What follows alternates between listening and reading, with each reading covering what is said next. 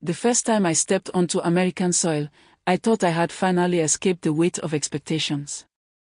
I was barely 22, clutching my admission letter from Howard University in Washington, D.C. like it was a golden ticket. Just months before, I had walked the busy streets of Ikeja under bridge in Lagos with sweat dripping down my back, telling myself that one day I would leave the chaos of K2 and Ojota behind. Now here I was, in a city where the air was cold, the streets strange, and the opportunities endless. Back in Lagos, I had attended University of Lagos for my foundation program. It was there that my dream of schooling abroad was born. I remember sitting in the Unilag library, my notebook spread out before me, whispering a prayer that one day I would get a chance to study in America. And when my admission letter came, it felt like my entire world shifted. In school, I was focused, determined. The campus at Howard buzzed with life, students rushing between classes, heated debates on the lawn, music spilling out from dorm windows. I had dreams of becoming more than anyone thought I could be. Then I met him. David. He was Nigerian too, from Enugu, but had lived in Houston, Texas for most of his life. His charm was not loud but subtle. He made me laugh when I should have been stressed. He walked me to class when the weather was freezing and waited outside the library when I stayed too late. My heart was young, my soul desperate for belonging, and I thought I had found love. When he asked me to marry him, I said yes with trembling hands and tears in my eyes. It felt like the fairy tale I had longed for. Soon, we had 2 beautiful children, and when we moved to Baltimore, Maryland, I thought life was settling into the glow of family.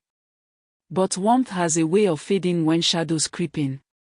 Slowly, the man I loved became someone I could not recognize.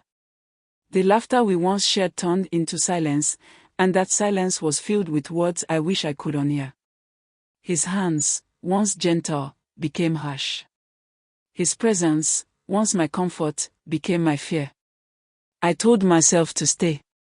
For the children. For the vows I had taken. For the image of perfection I wanted everyone to believe. But every night, as I lay awake with bruises hidden beneath long sleeves and a heart breaking in silence, I knew I was teaching my children the wrong kind of love. The day I left was not planned. It was survival. I packed what I could carry, gathered my children, and walked out into the cold night air with nothing but courage. I still remember standing at the Union Station in Washington, D.C., my children's small hands wrapped around mine, my eyes fixed on the trains that could take us anywhere but back. Starting over was not easy. I worked 2 jobs, one at a Dunkin' Donuts near Silver Spring and another cleaning offices downtown. I studied at night when the children slept. I cried in the shower so they would not see my pain. But each tear watered a strength I did not know I had. Slowly, we built a new life. A life without fear. A life with peace. And then came Michael. I met him at Prince George's Community Center where I took my kids for weekend activities. He was nothing like the man I had known before. He did not sweep me off my feet with grand gestures.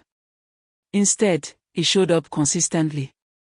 He respected my silence when I could not yet tell my story. He held my children as though they were his own. He taught me that love is not supposed to hurt, that kindness does not come with conditions, that a partner should cherish, not destroy. At first, I resisted. My heart had scars too deep, my trust too fragile. But Michael was patient.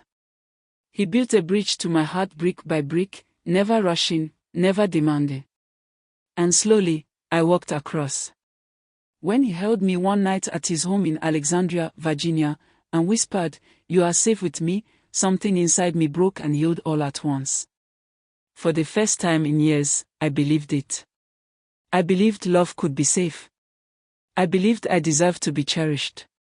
Today, as I share this with you, I realize my story is not one of shame, but of survival and redemption.